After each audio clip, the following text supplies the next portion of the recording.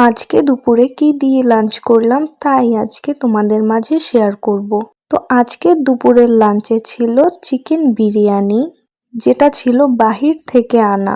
বাহিরের এই বিরিয়ানিগুলো আমার খুব ভালো লাগে এবং এই বিরিয়ানিগুলোর প্রাইসও বেশ রিজনেবল হয়।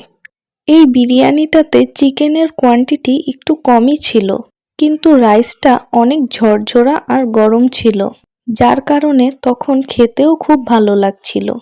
তো অ্যাজ অলওয়েজ একটুখানি লেবু চিপড়ে আমি মাংস দিয়ে আর কাঁচামরিচ ভেঙে একটু মজা মজা করে খেয়ে নিলাম।